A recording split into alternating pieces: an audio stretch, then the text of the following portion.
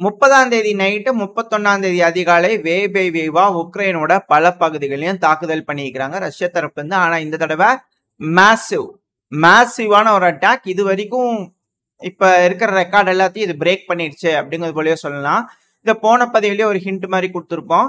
இது வந்து பாத்தீங்கன்னா உக்ரைனோட அதிபரான ஜெலன்ஸ்கி அவர்கள் வந்து பாத்தீங்கன்னா பாராட்டிக்கிறாரு. நம்மளும் பாராட்டிடலாம். உக்ரைனோட ராணுவ வீரர்கள் வந்து பாத்தீங்கன்னா 89 ட்ரோன்கள், 88ன்னு சொல்லியிருப்பேன்னு நினைக்கிறேன், 89 ட்ரோன்கள் ரஷ்யாவால ஏவப்பட்டதை சக்சஸ்ஃபுல்லா சாகி ட்ரோன்களை ஸ்ட்ரைக் பண்ணிட்டாங்கன்னு ஜெலன்ஸ்கி அவர்கள் சொல்லிக்கிறாரு. பாவம் கொஞ்சம் தெளிவா கொடுக்கல போல தெரியுது அப்போதைக்கு இன்ஃபர்மேஷன்ஸ்லாம். ஆனா அவர் பாராட்டு தெரிவிச்சாரு. உக்ரைனோட ராணுவ வீரர்களுக்கும் குஷியா தான் இருந்திருக்கு. அதுக்கு அடுத்ததுமா உக்ரைனோட பிரசிடென்ட் ஆபீஸ் என்ன சொல்லிக்கிறாங்கன்னா, இந்த டெஸ்ட்ராய் பண்ணப்பட்ட 89மே சாகிது கிடையாதுங்க. இந்த சீப்பான ட்ரோன்ஸுங்க ரஷ்யா யூஸ் பண்ண சீப்பான ட்ரோன்ஸ் யூஸ் பண்றாங்க. இதுல இருந்து தெரியுது அவங்களுக்கு தட்டுப்பாடுகள் இருக்கு, அதனாலதான் சீப்பான ட்ரோன்களை யூஸ் பண்றாங்க அப்படின்னு. ஏங்க உக்ரைன் அதாவது ஒரு 6-7 மாசம் இருக்குன்னு நினைக்கிறேன், ஆஸ்திரேலியா கிட்ட இருந்து ஒரு ட்ரோன் இதே போல பிளைவுட் வாங்கிட்டு வந்து ட்ரோன்களை வந்து பயன்படுத்துறாங்க உக்ரைன் அப்படிங்கிறது போல அப்ப வந்து பிரபலமா பேசப்பட்டுச்சு. அதுக்கப்புறம் அது ஒரு 2-3 நாள்லயே காணாம போயிடுச்சு, ஏன்னா அது எஃபெக்டிவே இல்லை. ஆனா இப்ப வந்து பாத்தீங்கன்னா கிரிபர் ட்ரோன், ரஷ்யாவோட அந்த புது ட்ரோன் இருக்கு இல்லையா, ஷாகிதுக்கு பதிலா அதை போலயே இருக்கக்கூடிய சின்னதா சைஸா செஞ்சிருக்காங்க, கொஞ்சம் சீப்பா செஞ்சுக்கிறாங்க. இப்போ ஒரு வீடியோ பதிவு சைலோட இருக்கும், பாத்தீங்கன்னாலே தெரியும்.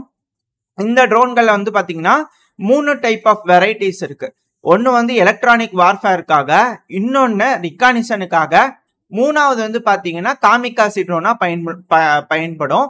இந்த ட்ரோன்கள்லாம் ஸ்வான் ட்ரோன்ஸாவும் வேலை செய்யும். அந்த வீடியோல பார்க்கும்போது உங்களுக்கு தெரியும், எல்லாம் கூட்டம் கூட்டமா பறந்துகிட்டு இருக்கும். ஸோ ஸ்வான் ட்ரோன்ஸுங்கிறது ஒண்ணுமே இல்லை. இப்போ உக்ரைனுக்குள்ள தாக்குதல் பண்ணியிருந்தாங்க இல்லையா, ஸோ இலக்குகளை குறி வைக்கும் போது ஒரு இலக்குகள் வந்து ஒரு ட்ரோன் போய் அந்த இலக்குல சுத்திட்டு இருக்கும் போது ஒரு இலக்கை குறி வச்சு ஒரு 10 ட்ரோன் அனுப்புறாங்கன்னு வச்சுக்கோங்களேன், மிசைல்கள் வருதுன்னா அந்த மிசைல போய் இந்த ட்ரோன்கள் இன்டர்செப்ட் பண்ணிடும். அதை வந்து உக்ரைன் என்ன சொல்லிக்கிறாங்கன்னா, எங்க மிசைல் வந்து ஒரு ட்ரோனை டவுன் பண்ணிட்டாங்கன்னு சொல்லிக்கலாமே தவிர அந்த ட்ரோன்கள் வந்து பாத்தீங்கன்னா அந்த மிசைல் இன்டர்செப்ட் பண்ணிக்குது. ரெண்டாவது அங்க இருக்கக்கூடிய இலக்கை வந்து பாத்தீங்கன்னா எந்த காமிகாசி ட்ரோன் வந்து துல்லியமா தாக்குதல் பண்ணுமோ அதுக்கப்புறமா அது போய் துல்லியமா தாக்குதல் பண்ணும். அப்படிதான் பல இடங்களையும் தாக்குதல் பண்ணிக்குது.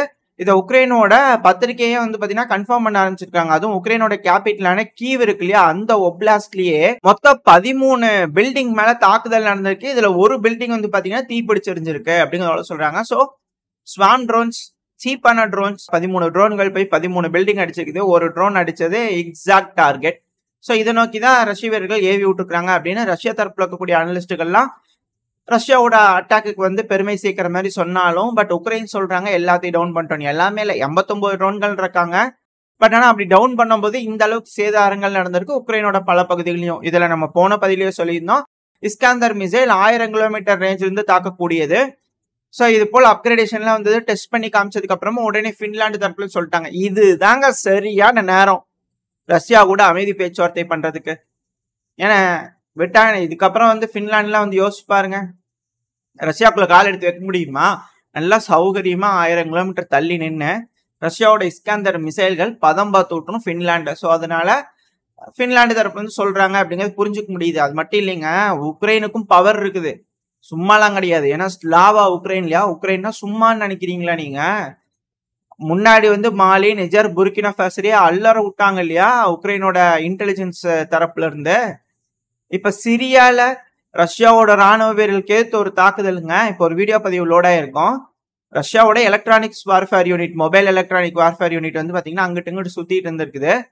அதை வந்து பாத்தீங்கன்னா ட்ரோன்களை பயன்படுத்தி அந்த எலக்ட்ரானிக் வார்ஃபேர் காம்ப்ளெக்ஸ் அடிச்சிட்டோம் பாருங்க அப்படின்னு உக்ரைனோட பத்திரிகையில் வந்து பாத்தீங்கன்னா ரிலீஸ் பண்ணிக்கிறாங்க. இதை யாரு சொன்னாங்க அப்படின்னு, இதை வந்து அவங்க தான் பண்ணிக்கிறாங்களா யாருன்னு கேட்டதுக்கு உக்ரைனோட இன்டெலிஜென்ஸ் யூனிட் சொல்லிக்கிறாங்க, ரஷ்யா படைகள் எங்க இருந்தாலும் நாங்க தட்டி எடுப்போம் அப்படிங்கிறது போல உக்ரைன் தரப்புல சொல்லிக்கிறாங்க. ஸ்லாவா உக்ரைன், மாற்றுக்கருத்தே இல்ல.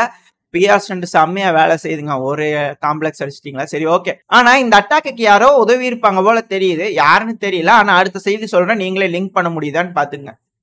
இஸ்ரேல்ல வந்து பாத்தீங்கன்னா இப்ப ஜிபிஎஸ் ஜாமிங் பயங்கரமா நடந்துகிட்டு இருக்கு அப்படிங்கிற ரிப்போர்ட்ஸ் இஸ்ரேல் தரப்புன்னு சொல்லிட்டு இருக்காங்க. அப்புறம் இதுல இன்னொரு விஷயம் சொல்ல மறந்துட்டு, அப்புறம் அந்த அட்டாக் வந்து பாத்தீங்கன்னா 25ஆம் தேதி நடந்த அட்டாக்குங்க. அது வந்து இப்ப வந்து அப்படியே கொஞ்சமா டிரான்ஸ்பர் ஆகி வீடியோ பதிவுகள்லாம் இப்ப வந்து உக்ரைனுக்கு அடிச்சு உக்ரைன் தரப்புல இருந்து ரிலீஸ் பண்ணிக்கிறாங்க. ஆனா பின்லாந்து தரப்புல இருந்து என்ன சொல்லிக்கிறாங்க, இதுதான் நெகோசியேஷன் பண்றதுக்கு சரியான நேரம். ஏன்னா ரஷ்யாவோட வீரர்கள் பிரைவேட் மிலிட்டரி கான்ட்ராக்டர் சிரியாவா இருக்கட்டும், இல்ல மாலி, நிஜர், புர்கினா ஃபாசோ, ஆப்பிரிக்காவா இருக்கட்டும், கண்ணில் விரலுட்டு ஆட்டிக்கிறாங்க உக்ரைன். அதனால இதுதான் சரியான தருணம், பேசிடலாம் உக்ரைன் அப்படிங்கிறது போல சொல்லிக்கிறாங்க பின்லாந்து தரப்புல இருந்து. அப்புறம் திரும்ப அந்த ட்ரோன் கதைக்கே வந்துடலாம். இப்ப அந்த ரஷ்யாவோட புது ட்ரோன்களோட ரேஞ்ச் நம்ம என்ன சொல்லியிருந்தோம், ரொம்ப அதிகமா சொல்றாங்க. மேபி போர் சூழல் 300 கிலோமீட்டர் வரைக்கும் இருக்கலாம் அப்படிங்கிறத சொல்லியிருந்தோம் இல்லையா. இப்ப வந்து பாத்தீங்கன்னா இந்த 30ஆம் தேதி, இந்த 31ஆம் தேதி அதிகாலை தாக்குதல் நடந்தது இல்லையா உக்ரைனுக்குள்ள. அந்த தாக்குதல் அப்போ 5 ட்ரோன்கள் வந்து பெலரூஸ் டெரிட்டரிக்குள்ள ஓடி போயிடுச்சுங்க. ரஷ்யா ஏவி விட்டது. அது 250 கிலோமீட்டருக்குள்ள ஊடுருவி இருக்கு. அதோட இமேஜஸ் எல்லாம் ஷேர் ஆயிருக்கு. ஏன்னா உக்ரைனோட ரேடியோ இன்ஜினியரிங் பாருங்க, உக்ரைன்ல மட்டும் இல்ல பெலரூஸ்ல என்ன நடந்தாலும் அவங்க வந்து ட்ராக் பண்றாங்க. 260 கிலோமீட்டர் பெலரூஸ்குள்ள ஊடுருவி போய் அப்புறம் வந்திருக்குது உக்ரைனுக்குள்ள அப்படிங்கிறதோட சொல்லப்பட்டு வருது. இது எதுக்காக அப்படின்னா அந்த ட்ரோனோட உண்மையான ரேஞ்ச் என்ன, நீங்க நினைக்கிறத விட இந்த ட்ரோன் ரொம்ப தூரம் செயல்படும். இது மேபி பிளாஸ்டிக்கா இருக்கலாம், பிளைவுட்டா இருக்கலாம், ரொம்ப தூரம் போகும், அடிச்சுதான் அடி பயங்கரமா விழுகும் அப்படிங்கிறதுக்காக ஒரு பயம்படுத்துறதுக்கான ஒரு செயலா செஞ்சுக்கிறாங்களா அப்படின்ற கேள்விகள்லாம் வர ஆரம்பிச்சுக்குது. எது எப்படியோ பெலரூஸ் தரப்புல இருந்து வந்து பாத்தீங்கன்னா எப்பவுமே இந்த ட்ரோன்கள்லாம் பறந்துன்னா ஆளுக்கு ஃபைட்டர் ஜெட்டை டேக் ஆஃப் பண்றாங்களே, நம்மளும் ஃபைட்டர் ஜெட்டை டேக் ஆஃப் பண்ணிடலாம் அப்படிங்கிறத பெலரூஸ் தரப்பு வந்து ஃபைட்டர் ஜெட்டை டேக் ஆஃப் பண்ணிக்கிறாங்க அப்படிங்கிற உக்ரைன் தரப்புன்னு சொல்லிக்கிறாங்க. ஏன்னா ரேடியோ இன்ஜினியரிங் டீம், உக்ரைனோட ரேடியோ இன்ஜினியரிங் டீம் அந்த அளவுக்கு இருக்கிறாங்க. ஆனா இருக்கக்கூடிய அனலிஸ்ட் என்ன சொல்றாங்கன்னா, எங்க அது அவங்க நாட்டுக்குள்ள விழுந்து வெடிக்கும்ல அவங்க வந்து யோசிக்கல. இந்த ட்ரோன்களை எப்படி பர்ஃபார்ம் பண்ணுது பாக்குறதுக்காக, அப்படியே வான்ல இருந்து பாக்குறதுக்காக, ட்ராக் பண்றதுக்காக அவங்க பறந்துருக்குறாங்க. மற்றபடி ஒண்ணும் இல்லை அப்படிங்கிறது போல அந்த தரப்புல. காரணம் நம்ம உக்ரைன் தரப்பு சொல்றதாங்க எடுத்துக்கணும். இந்த ரஷ்யானால அண்டை நாடுகள் எல்லாத்துக்குமே தலைவலியா இருக்குங்க.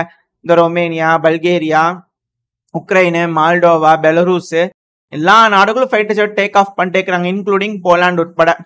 ஆனா ஸ்லோவாக்கியா, ஹங்கேரிலாம் அமைதியா இருக்கிறாங்க. இப்ப வரைக்கும் எந்த பிரச்சனையும் இல்லை, ஃபைட்டர் ஜெட்லாம் டேக் ஆஃப் பண்றதே இல்லை, அவங்களாம் நிம்மதியா வாழ்ந்துட்டு இருக்கிறாங்க.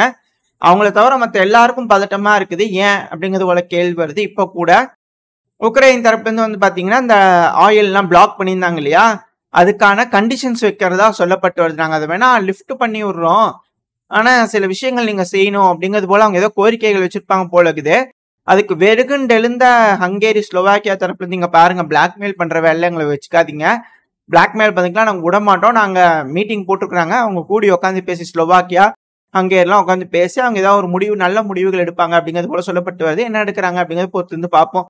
நீங்க வேற ஒன்றும் இல்லை, டோர் ஓப்பன் பண்றதுக்கு அப்படிங்கிறது போலயா தான் இருக்கும். பட் ஆனா இப்போ சொல்லிக்கிறாங்க பின்லாந்து தரப்பு இருந்து என்னன்னு, நான் 3வது தடவையா சொல்றேன்னு நினைக்கிறேன். இப்ப நான் கிளியரா இந்த மெசேஜ் சொல்றேன். பின்லாண்டோட பிரசிடென்ட் இருக்கிறாங்க இல்லையா, அவங்க தரப்புல இருந்தா இந்த ஸ்டேட்மெண்ட் வந்திருக்குது. எந்த ஒரு ப்ரீ கண்டிஷன் இல்லாம ரஷ்யா கிட்ட நெகோசியேஷன் ஆரம்பிங்க அப்படின்னு இருக்காங்க. சோ மனமாற்றம் பின்லாண்டு கிட்ட ஆரம்பிச்சிருச்சா? ஏன் என்ன காரணம் அப்படின்னு கேட்டீங்கன்னா, என்னென்னமோ வச்சாங்களே, ட்ரையல் ட்ரில் எல்லாம் என்னென்னமோ பண்ணி பார்த்தாங்களே. என்ன ஆச்சு பின்லாண்டுக்கு அப்படின்னா, 1000 தான் இருந்தாலும் அண்டை நாடுகள் ஒன்றும் பண்ண முடியாது இல்லையா. தேவை, ரஷ்யான்றது தேவை. எங்கேயோ இருக்குது அமெரிக்கா, அங்கிருந்து பைப்லைன் கனெக்ஷன் போட முடியும், வேணும்னா இங்கதான் நின்னாகணும். ஸோ வின்டர் வேற வரப்போகுது, என்ன வேணா சமாளிச்சுக்கலாம். அப்புறம் ஒன்றும் முடியல அப்படின்னா ஏதோ 1 வருஷம் 2 வருஷம் ஒப்பேத்திக்கலாம்னு வச்சுக்கோங்களேன். அதுக்கப்புறம் ரொம்ப சிக்கலாயிரும்ல, எக்கனாமிக்கல் ரீதியா இருக்கட்டும், எல்லாமே ரொம்ப சிக்கலாயிரும். ஏன்னா இப்ப பாருங்க, இந்த இஸ்ரேல் காசா பிரச்சனை இல்ல, ஏகப்பட்ட இடங்கள், ஏகப்பட்ட நாடுகள்ல தாக்குதல் நடந்துச்சு. எல்லா நாடுகளும் சேர்ந்து இப்ப கொடி பிடிச்சிட்டாங்க. அது இப்போ ஈரான்ல வந்து சிவப்பு கலர் பிளாக் ஏத்திட்டாங்க. சைட்ல இமேஜ்லோட இருக்கும், அங்க இருக்கக்கூடிய மாஸ்க்ல வந்து சிவப்பு கலர் பிளாக் ஏத்திட்டாங்க. எதுக்காக இது அப்படின்னா ரிவெஞ்சுக்கான பிளாக். ஸோ கூடிய சீக்கிரத்துல ஒரு மிக பெரும் தாக்குதல் இஸ்ரேல் மேல எடுக்கப்படுமா அப்படிங்கிறதுக்கான ஒரு கேள்விகள் வந்துட்டு இருக்கு. மிடில் ஈஸ்ட்ல ஒரு பிரச்சனை ஆரம்பிச்சிருச்சு. அதாவது என்ன சொல்ல வராங்களா அனலிஸ்ட் தரப்புல இருந்து, அமெரிக்கா எந்த தாக்குதல்னாலுமே நடத்தி புட்டு பழி ஏத்துக்கிறது உக்ரைனுக்கு இருக்குதுல, ஏத்துக்குப்பா, கொடி மட்டும் விரிச்சிருங்க, உக்ரைனோட கொடி விரிச்சு காமிச்சிருங்க அப்படிங்கிறது போல செஞ்சு காட்டுறாங்க. அப்படிங்கிறது போல போலியான செய்திகள் உலா வந்துகிட்டு இருக்கு. இது உங்க விழிப்புணர்வு பர்பஸ்க்கா மேபி உக்ரைன் தான் செஞ்சிருப்பாங்க. பட் ஆனா அமெரிக்கா வந்து அவங்களை தூண்டி விட்டு போட்டு அமைதியா இருந்துக்கிறாங்க, அவங்களை செய்ய வச்சு வேடிக்கை பாட்டுக்கிறாங்க, ரஷ்யாக்கு இழப்புகளை ஏற்படுத்தணுன்றது மட்டும் அப்படிங்கிறது போல இருக்கு இல்லையா. ஸோ இப்போ வந்து பாத்தீங்கன்னா இதுக்கு மேல அமெரிக்க நிலைகளை தாக்குதல் பண்ண, இந்த அமைப்பு பண்ண, அந்த அமைப்பு பண்ணோன்னு பண்ணி விட்டுறலாம், ரஷ்யாவும் அமைதியா இருந்துக்குவாங்க அப்படிங்கிற சொல்லப்பட்டு வருது. அப்பதான் வந்து அமெரிக்கா கொஞ்சம் அமைதியா இருக்கு, இல்லைன்னா இருக்க மாட்டாங்க. அதனால இப்ப இந்த இடத்துல வந்து பதட்டம் விதிச்சிருக்கு அப்படிங்கிறாங்க. அப்படியா என்னங்கெல்லாம் தெரியல, பட் ஆனா அது போல செய்திகள் வந்துகிட்டு இருக்கு.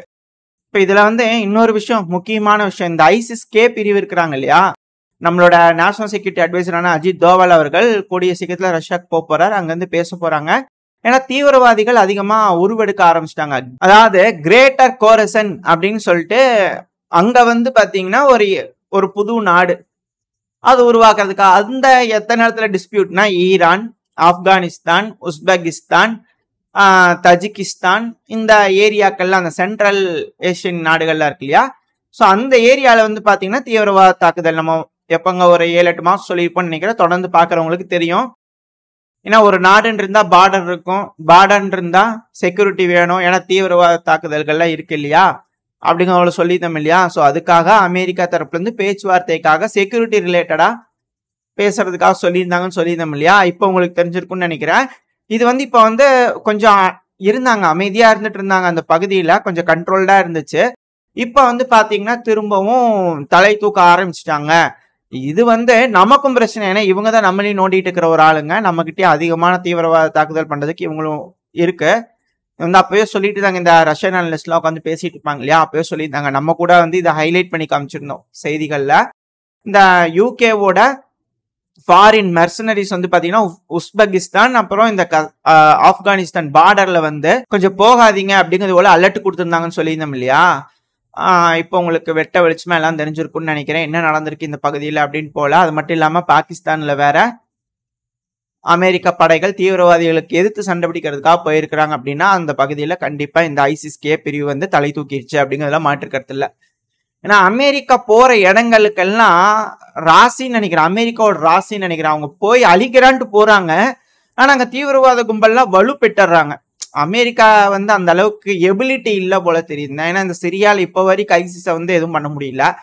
தன்னால நிஜர் இந்த இடத்துல எல்லாம் பேஸ் வச்சிருந்தாங்க, ஒன்றும் பண்ண முடியல. கொஞ்சம் கண்ட்ரோல் தான் பண்ண முடியுதே தவிர, தாக்குதலோட வீரியத்தை தான் கண்ட்ரோல் பண்ண முடியுது தவிர அமெரிக்காக்கு அந்த எபிலிட்டி இல்லையா அப்படின்ற ஒரு எண்ணம் வருது. என்னதான் உலக போலீஸா இருந்தாலும் பல நாடுகளை மிரட்டுறாங்க, கன்போர்ட் டிப்ளமசி என்னென்னமோ பண்றாங்க. பட் ஆனா தீவிரவாதிகளை கட்டுப்படுத்த முடியலீங்களே உங்களால அமெரிக்கா அப்படிங்கிறதோட பல நபர்களோட கேள்விகளாகவும் கோரிக்கைகளாகவும் இருக்கு. உங்களோட கருத்துக்கள் என்ன அப்படிங்க சொல்லலாம். ஆனா இப்ப ஐசிஸ்-கே பிரிவு வந்துருச்சாங்க, இது நமக்கும் கொஞ்சம் சிக்கல் தான். ஸோ அதனால நம்மளோட நேஷனல் செக்யூரிட்டி அட்வைசர் வந்து பாத்தீங்கன்னா ரஷ்யாவோட போறாங்க. ஸோ இந்த பகுதியில் இருக்கக்கூடிய நாடுகள்லாம் இதுக்கு மேல ஒரு கோலிஷனை உருவாக்கிடுவாங்களா. ஏன்னா தீவிரவாதிகள் அதிகமா உருவாகுறாங்க அப்படின்னா இந்த நாடுகள்லாம் ஒரு சேர்ந்து அந்த பகுதியில தீவிரவாதிகளை எடுத்து சண்டை பிடிக்க வேண்டியது கட்டாயம் இல்லையா, அவசியம் இல்லையா. ஸோ இது போல அமெரிக்காவே ஒரு கூட்டணிக்கு தள்ளி விட்டுறாங்களா எல்லாத்தையும் வேற வழி இல்லாம அப்படிங்கிற ஒரு கேள்விகள் வருது. எது எப்படியோ இது போல விஷயங்கள்லாம் நடக்குது. அப்புறம் இதுல இன்னொரு விஷயம், உக்ரைன் உங்களுக்கு உதவிட்டாங்கன்னு சொன்னா ஐயோ அவ்வளவுதான் முடிஞ்சு மண்டை வெடிச்சிருச்சு இல்லையா. ஏன்னா உக்ரைனோட ட்ரோன்கள் ஏகப்பட்ட விஷயங்கள் டெக்னாலஜி இருக்கு, தீவிரவாதிகளுக்கெல்லாம் பார்த்து உதவிட்டு இருக்கிறாங்க. ஏன்னா இட்லி பகுதிக்கு பக்கத்துல தான் அந்த சிரியால் தாக்குதல் நடந்திருக்குது. அப்படின்னு என்ன அர்த்தம், அங்க தீவிரவாதிகள் தான் இருக்காங்க. ஸோ அவங்களுக்கு இவங்க கொடுத்துட்டாங்களா அப்படின்ற கேள்விகள்லாம் வருது. ஸோ இங்கேயும் கொஞ்சம் பார்த்தா சூதானமா இருந்துக்கணும். உக்ரைன் வந்து தீவிரவாதிகளா இந்த ஐசிஸோட ஸ்டாம்பை குத்தி இருக்கிறாங்க, உக்ரைன்ல வந்து சண்டை பிடிச்சிட்டு இருக்காங்க அப்படிங்கிறது போலாம் பேசணும் இல்லையா. இப்ப எல்லாமே கன்ஃபார்ம் ஆகுது, எல்லாமே உறுதிப்படுத்தப்பட்ட தகவலா மாறுது அப்படிங்கலாம் மாற்று கருத்தே இல்லை. எல்லா செய்திகளும் அதான் ஒரு 6 மாசம் 7 மாசத்துக்கு முன்னாடி குற்றச்சாட்டுகள் வச்சதெல்லாம் இப்போ உறுதிப்பட்டுட்டே வருது. அவ்வளவுதான், கொஞ்சம் லேட்டா இருக்கு ப்ரூவ் ஆகுறதுக்கு. மற்றபடி எல்லாமே கரெக்டா தான் இருக்கு செய்திகள் அப்படிங்கலாம் மாற்று கருத்தே இல்லை. உங்களோட கருத்துக்களையும் நீங்க சொல்லலாம். நம்ம முன்னாடி சொன்னதெல்லாம் இப்போ உறுதியாகுதே, எப்படி என்ன நினைக்கிறீங்க அதை பத்தின உங்களோட கருத்துக்களையும் சொல்லலாம். இதோட இந்த பதிவு நம்ம முடிச்சாலும், இந்த பதிவு எப்படி இருந்துச்சு உங்களுக்கு பிடிச்சிருக்கா, பிடிச்சுனா லைக் பண்ணிட்டு உங்க ஃப்ரெண்ட்ஸ் அண்ட் ஃபேமிலியோட ஷேர் பண்ணிக்கோங்க. அது கூடவே மறக்காம இந்த பதிவை பத்தின உங்களோட கருத்துக்களை கமெண்ட் செக்ஷன்ல சொல்லுங்க. இந்த பதிவு நல்லா இருக்குன்ற நம்பிக்கையில் அடுத்த பதிவு உங்களை சந்திக்கிறது வரைக்கும் ஸ்டே சேஃப், பை பை.